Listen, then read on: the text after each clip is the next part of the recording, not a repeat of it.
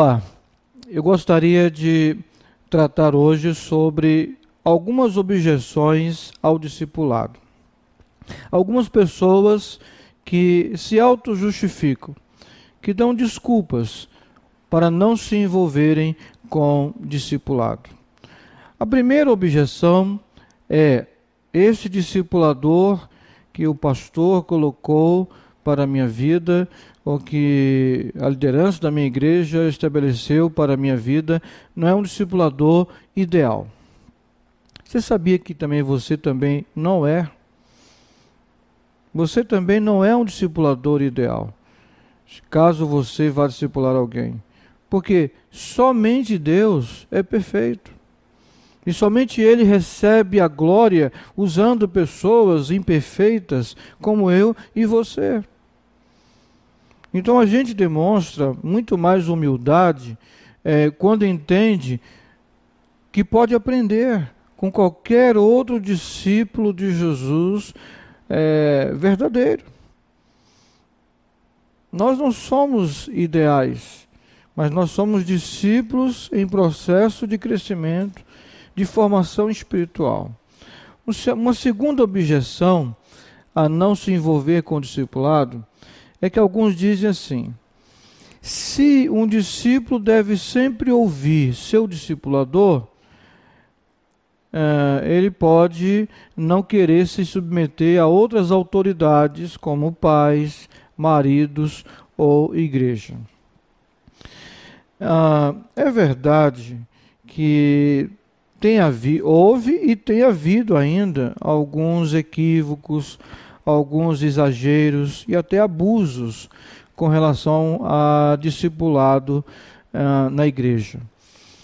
Discipuladores que querem se tornar senhores dos seus discípulos, querem interferir, ingerir na vida pessoal dos seus discípulos.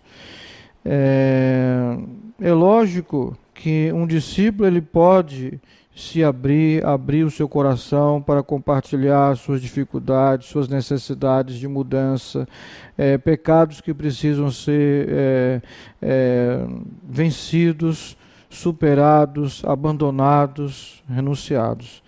Mas isso precisa ser uma relação saudável, ou seja, é o discípulo que precisa fazer isso, abrir o seu coração e não impor isso. Agora, o bom discipulado incentivará a submissão adequada a qualquer autoridade estabelecida por Deus.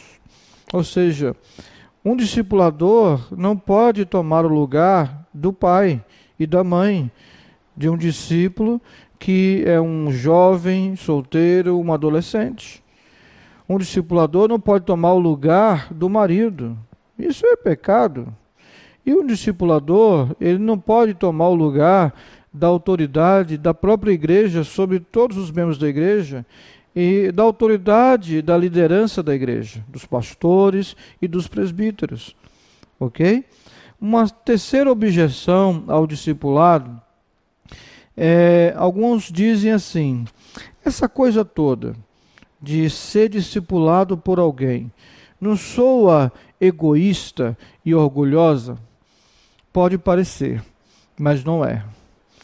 Porque o discipulado cristão, ou o discipulado bíblico, nos chama a seguir alguém somente à medida que ele ou ela segue a Cristo.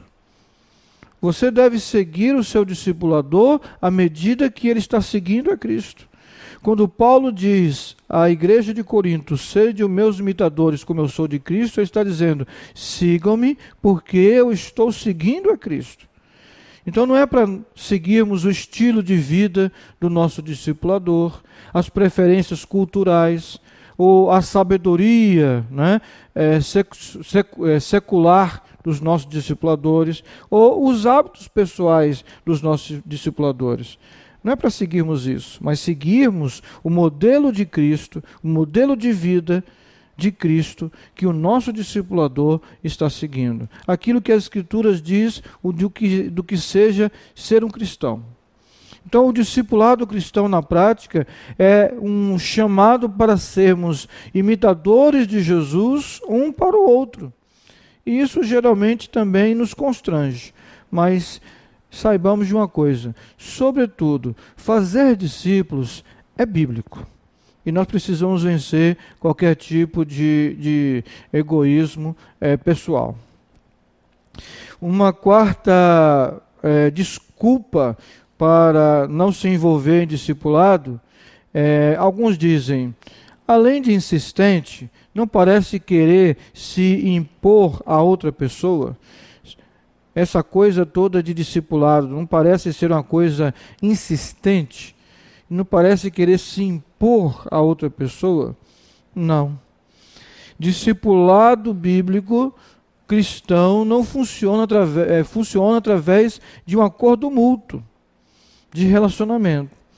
Ninguém é forçado, ou não deveria ser forçado a se envolver com o discipulado. É preciso querer caminhar em discipulado, sentir a necessidade de andar com o seu irmão, com a sua irmã, ajudando um ao outro, cumprindo os mandamentos mútuos da palavra de Deus. O próprio Jesus disse assim: se alguém quer ser meu discípulo, até para seguir o próprio Jesus, é preciso querer, é preciso desejar.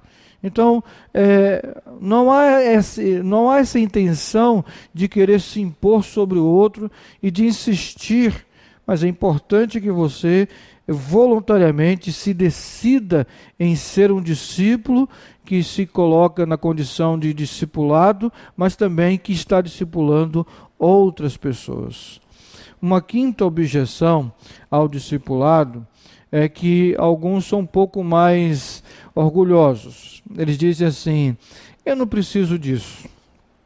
Com certeza as coisas mais importantes da vida cristã são patentes, são evidentes por si mesmas.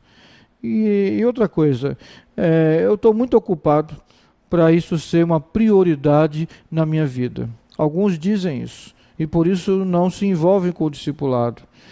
Isso me parece a síndrome do Zorro, do cavaleiro solitário. Jesus não morreu apenas para indivíduos separadamente, mas ele morreu por uma igreja. Então, quando você se converteu a Jesus e abraçou o evangelho dele e se tornou filho de Deus, você passa a ser adotado na família de Deus. Agora você tem irmãos, agora você tem irmãs. Além disso, Jesus disse que nós devemos demonstrar nossa relação, a nossa ligação familiar com os nossos irmãos e amá-lo por meio do nosso amor um pelo outro. Então nós fazemos isso por meio de quê? Da nossa submissão e da nossa comunhão com a igreja local. Mas o cristianismo não é pessoal, é verdade, mas não é particular. Nós fomos chamados para viver em comunhão uns com os outros.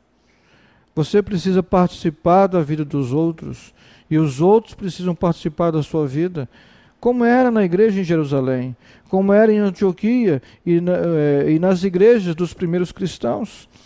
Eles tinham uma boa relação, uma boa comunhão, eles se encontravam para se consolarem mutuamente, para ensinarem uns aos outros, para demonstrarem amor uns pelos outros, para comungarem da mesma fé, para compartilharem aquilo que Deus estava fazendo na vida deles, através da vida deles.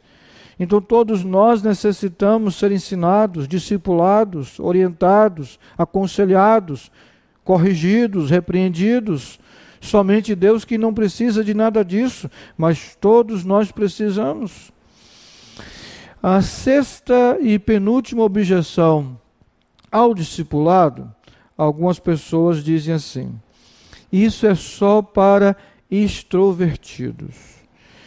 Eu não tenho uma personalidade extrovertida. Eu não sou uma pessoa muito dada às relações sociais. Eu até me sinto antissocial. Querido, relacionar-se com as pessoas, e especialmente pessoas da sua igreja, não é coisa que depende da sua personalidade. Se você é uma pessoa introvertida ou extrovertida, é coisa de crente, é coisa de cristão. Agora, o número dos seus relacionamentos com as pessoas na igreja pode variar de acordo com a sua personalidade? Sim. De acordo com as circunstâncias da vida e outras coisas? Sim. Mas essas coisas, a sua personalidade, as circunstâncias da vida, a sua timidez ou não podem ser uma desculpa. Nenhum deles, né, pode ser, não é uma opção para alguém que deseja viver uma fé centrada no amor e no perdão.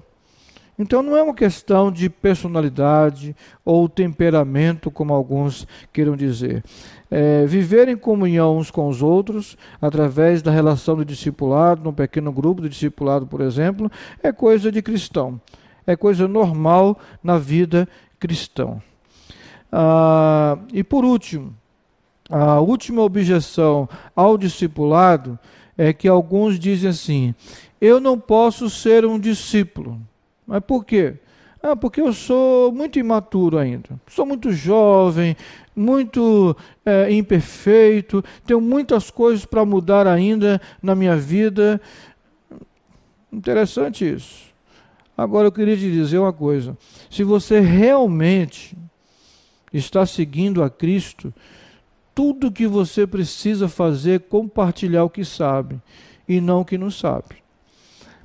A mulher samaritana, depois de ter o seu encontro com Jesus, ela entrou na aldeia e disse: vinde ver de um homem que me disse tudo quanto tenho feito. Porventura não seria ele o Cristo? Aquele ex-demoniado de Gadara, que queria seguir a Jesus nas suas expedições missionárias, Jesus disse para ele: volta para os teus, volta para a tua família, volta para os teus amigos e diga a eles como Deus teve misericórdia da sua vida, como Ele transformou a sua vida, como Ele te curou, te libertou e te salvou. Então, para ser um discípulo, é preciso que você tenha nascido de novo. E se você nasceu de novo, você pode compartilhar como Deus teve misericórdia da sua vida e como Ele salvou você. Para muitas pessoas ao seu redor, compartilhar o que você sabe é compartilhar o Evangelho para aquela pessoa que ainda não ouviu o Evangelho propriamente dito. De que Cristo morreu pelos nossos pecados e ressuscitou ao terceiro dia.